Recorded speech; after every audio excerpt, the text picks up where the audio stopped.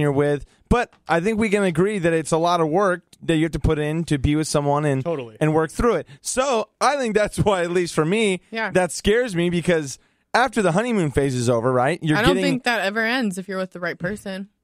Okay. But I don't know. I feel like the honeymoon phase, you don't deal with any of the hard stuff. You don't deal with any of the, having to pay bills and all that stuff. It's just the kissy, lovey, banging in the backseat of a car. Yeah. But I like that part. That's for me. I think, you get going in a relationship and it's going good, and then you think to yourself, A, do I want to be with this person for the rest of my life? It scares the hell out of me. 2 is, do I want to change my focus from myself to, like you said, somebody else? I agree, you have to do that if you're in a relationship. Do I want to do those things this young?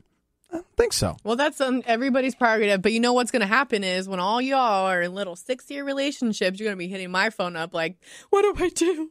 She wants this, and I can't do it. Guys and girls should not be allowed to get... You better I don't think I'll ever be in that situation. This get heated. We better wrap this up. Guys and girls should not be allowed to get married until they're 40 years old. No, that's stupid. That's changed. I mean, those days are gone, man.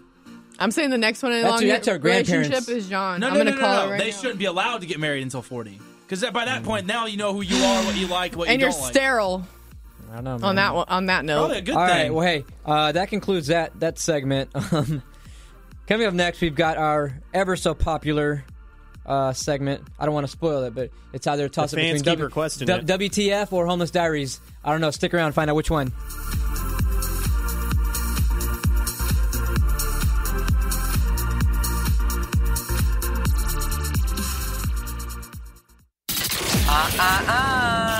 Don't even think about leaving.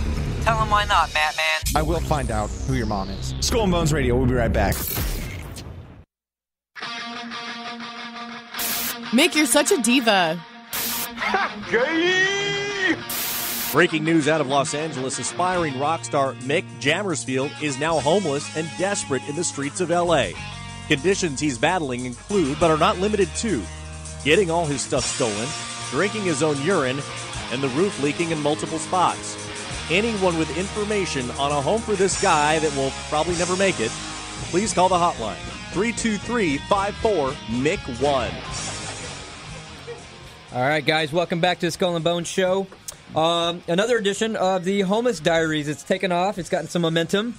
We've actually created that number, as you mentioned beforehand, 323-54-MIC-1. So what you can do is you can call that number. You can actually leave a message because so far, like I said, this segment's kind of gotten some momentum. Or a text.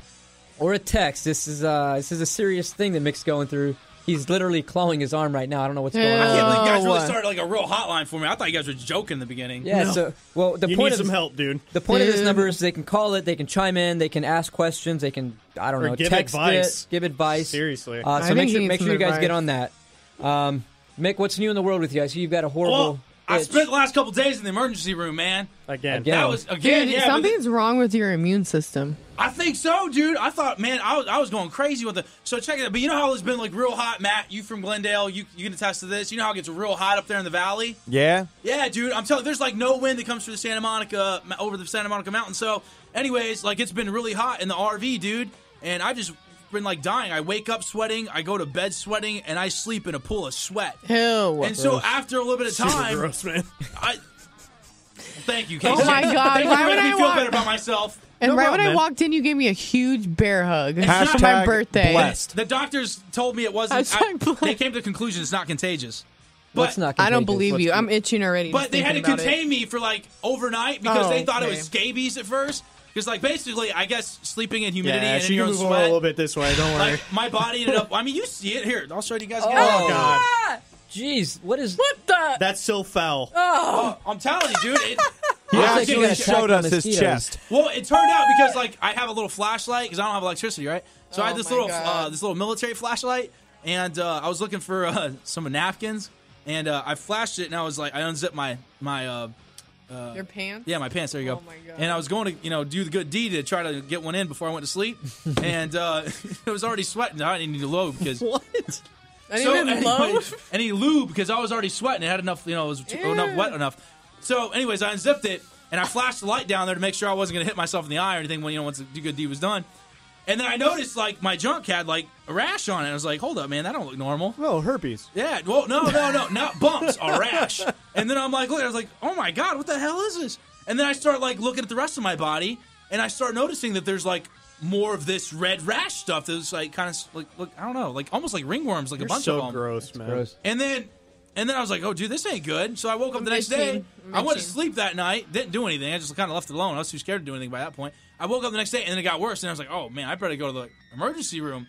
And then, the whole insurance thing came up, and I didn't have a way of paying for it. So I had to go to, like, Rady's Children's Hospital insurance or, whatever it was.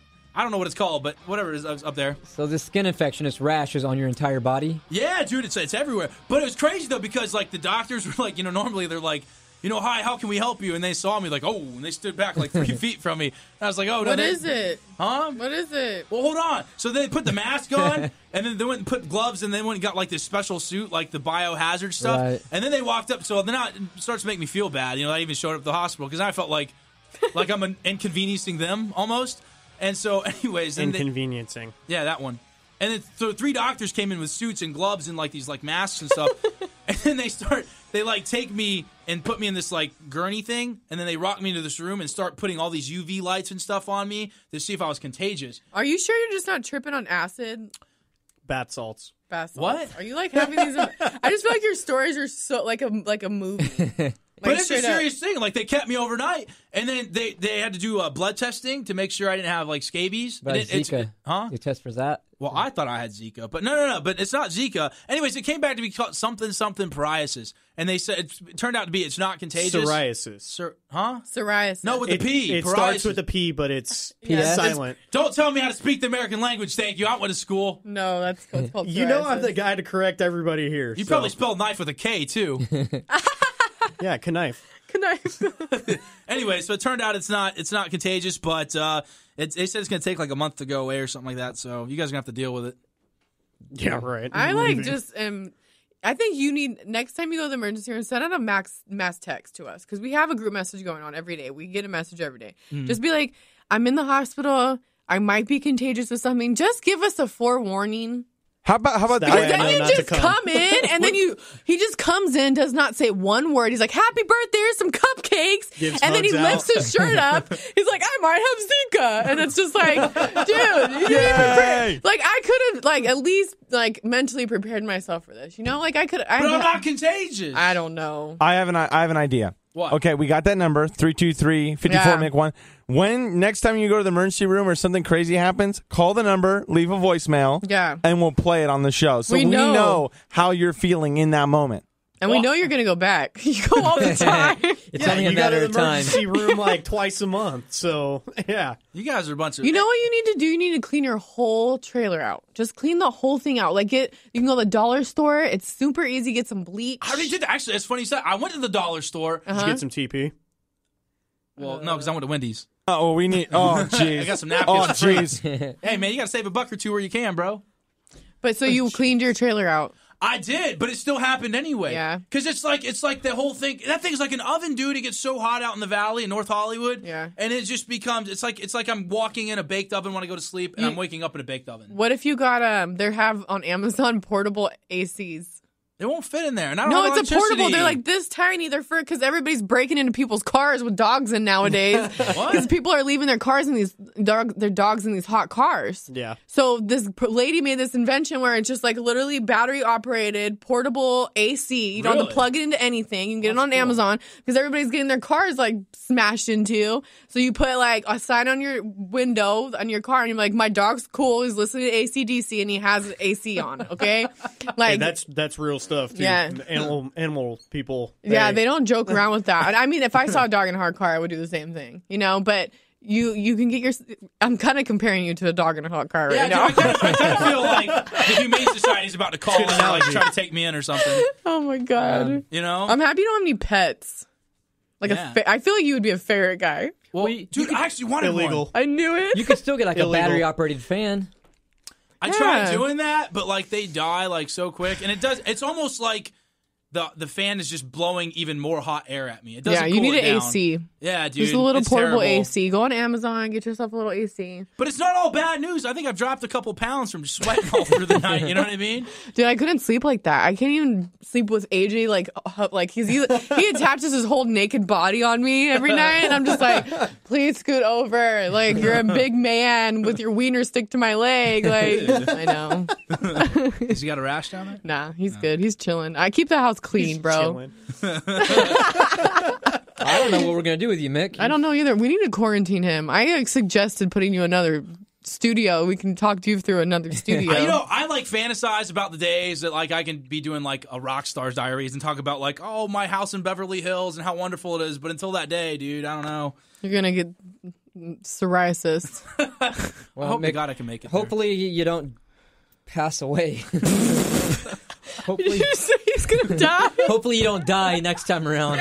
Oh my god, we're like, where's Mick? Nobody's heard from him for months. This is your second time in the ER room in probably 2 or 3 weeks. I don't know. Yeah, I think it was last a couple time you weeks had ago, yeah. swine flu. Oh, dude, that was terrible. I told you about that. Yeah, you did. I'm sending good vibes your way. Yeah. Man. Please call the hotline. Yeah, just call the hotline. All right. 323-54 Mick 1. Would you guys visit me in the hospital? That's my question. It's kind of far. Well, screw you guys. All right, well, that concludes this week's edition of the Skull and Bones Show. Thank you guys so much for tuning in. SkullandBonesRadio.com, iHeartRadio app. I feel like I got to get confirmation I'm plugging in all the right ones because as soon as I forget one, somebody else will chime in and say it. iHeartRadio, that's all you got to know. Tune in. iTunes podcast. Don't forget the next episode that we're having is our very special drinking episode, There you go. R-rated. You know I'm down be the for best that. one. All right, thank you so much for tuning in. Hope you have a good night.